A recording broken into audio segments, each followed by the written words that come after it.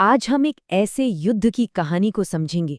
एक ऐसा युद्ध जो इतना तेज और इतना निर्णायक था कि उसने न सिर्फ एक नया देश बना दिया, बल्कि दक्षिण एशिया का पूरा जियोपॉलिटिकल नक्शा ही हमेशा के लिए बदल कर रख दिया।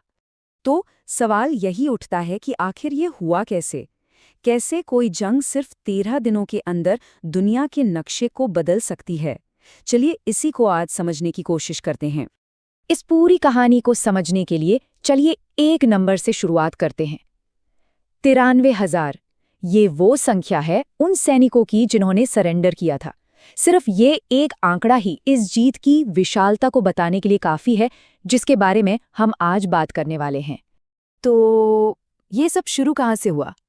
देखिए, इस कहानी की जड़ें थीं वेस्ट और ईस्ट पाकिस्तान के बीच के गहरे राजनीतिक, सांस्कृतिक और यहाँ तक कि भाषाई मतभेदों में, और इसी ने इस युद्ध की नींव रखी। तो बात शुरू होती है 1970 के चुनावों से। ईस्ट पाकिस्तान के नेता शेख मुजीब उर रहमान भारी बहुमत से जीतते हैं, मतलब उन्हें देश का अगला प्रधानमंत्री बनना था। लेकिन हुआ क्या?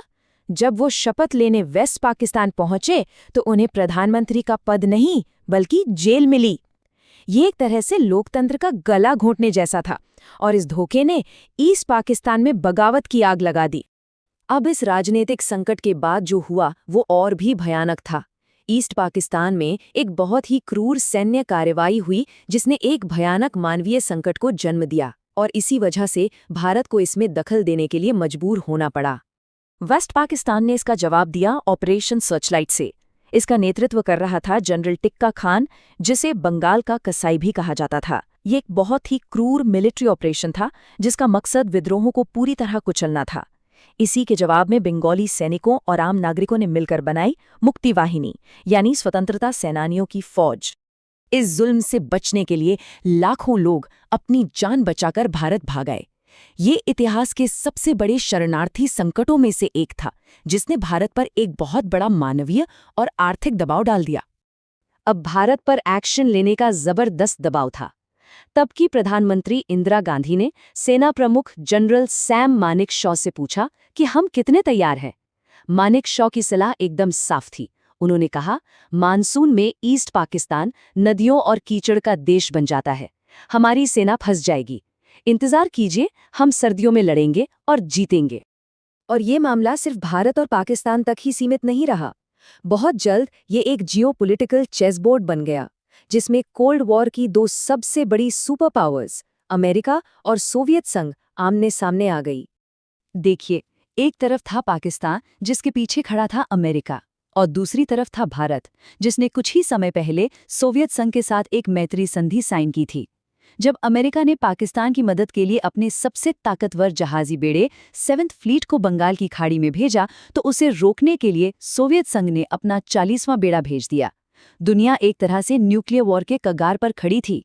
तो इस ग्लोबल टेंशन के बीच भारत ने अपना मूव चला, एक ऐसा हमला जो तीनों तरफ से था, थल सेना, नौसेना और वायुसेना। चलिए देखते हैं कि ये कमाल की स्ट्रैटेजी कैसे काम आई। जरा ये सीन इमेजिन कीजिए, दिल्ली पर पाकिस्तानी जेट्स हवाई हमला कर रहे हैं और प्रधानमंत्री इंदिरा गांधी कलकत्ता के एक बहुत बड़े मैदान में भाषण दे रही हैं। सलाहकारों ने कहा कि बंकर में चलिए, लेकिन उन्होंने मना कर दिया और अपना भाषण जारी रखा। ये था उनका अपनी एयरफोर्स पर भरोसा, विंग कमांडर इदरीस लतीफ जैसे पायलटों पर जो आसमान की हिफाजत कर रहे थे। अब बात करते हैं नेवी की, और उनकी जो स्ट्रैटेजी थी वो तो किसी जासूसी फिल्म से कम नहीं थी। भारत को पता था कि पाकिस्तान की सबसे खतरनाक पनडुब्बी PNS गाजी उनके एयरक्राफ्ट कैरियर INS विक्रांत को डुबोना चाहती है। तो उन्होंने क्या किया? विक्रांत को तो अंडमान में छिपा दिया और विशाखापट्टनम में खूब सारा राशन ऑर्डर करके ये ड्रामा किया कि विक्रांत वहीं है। गाजी इस धोखे में आ गई, और जैसे ही वो विशाखापट्टनम के पास पहुंची, पहले से घात लगाकर बैठे INS राजपूत ने उसे टॉर्पीडो से डुबो दिया। एक ही झटके में पाकिस्तान का सबसे बड़ा नेवल थ्रेट खत्म। चलिए अब जमीन पर आते हैं, लोंगेवाला की मशहूर लड़ाई पर। इस पोस्ट पर भारतीय सैनिकों की संख्या थी सिर्फ इतनी, और उनका सामना करने के लिए थे 6,000 पाकिस्तानी सैनिक, वो भी दर्जनों टैंकों के साथ। जब उन्हें पीछे हटने का आदेश मिला तो मेजर कुलदीप सिंह चांदपुरी का जवाब बिल्कुल साफ था। मैं एक सिख हूं, हम पीछे नहीं हटेंगे, हम यहीं लड़ेंगे। और उन्होंने लड़ने का फैसला किया। लेकिन सवाल ये है कि सिर्फ 120 लोग टैंकों की पूरी रेजिमेंट को कैसे रोकते? यहीं पर एक गजब की तरकीब काम आई। सैनिकों ने अपने टिफिन बॉक्स रेत में दबा दिए। पाकिस्तानी टैंकों को लगा कि ये माइंस हैं, बारूदी सुरंगें, और उन्हें हटाने की कोशिश में उन्होंने पूरी रात बर्बाद कर दी। इस देरी ने भारतीय वायुसेना को सुबह तक पहुंचने का वो कीमती वक्त दे दिया जिसकी सख्त जरूरत थी। इन जबरदस्त रणनीतिक जीतों के बाद अब जंग अपने आखिरी मुकाम पर थी। पाकिस्तानी सेना का पूरी तरह से पतन और मॉडर्न हिस्ट्री का सबसे बड़ा सैन्य सरेंडर। और हम वापस उसी नंबर पर आ गए जहां से हमने ये कहानी शुरू की थी। 93,000 इतने पाकिस्तानी सैनिकों ने हथियार डाले थे। ये आधुनिक इतिहास का सबसे बड़ा मिलिट्री सरेंडर था जिसने इस जीत पर हमेशा के लिए मुहर लगा दी। हुआ ये कि भारतीय सेना ने ढाका को चारों तरफ से घेर लिया था। बचने का कोई रास्ता नहीं था। जनरल मानेकशॉ ने रेडियो पर सरेंडर का संदेश दिया जिसे तुरंत मान लिया गया और इस तरह 13 दिनों तक चला ये युद्ध खत्म हुआ। तो आखिर में चलिए इस युद्ध के उन गहरे और स्थायी परिणामों पर एक नज़र डालते हैं जिसने उपमहाद्वीप और दुनिया को हमेशा के लिए बदल दिया। इस जीत की एक और बहुत खास बात थी, इसकी एकता। भारतीय मिलिट्री की जो टॉप कमांड थी उसमें हर धर्म के लोग थे, पारसी, सिख, मुस्लिम, यहूदी। ये इस बात का सबसे बड़ा सबूत था कि जब भारत एक साथ खड़ा होता है तो वो सिर्फ इतिहास ही नहीं, भूगोल भी बदल सकता है। और इस पूरे संघर्ष का जो सबसे बड़ा नतीजा निकला वो था एक नए देश का जन्म।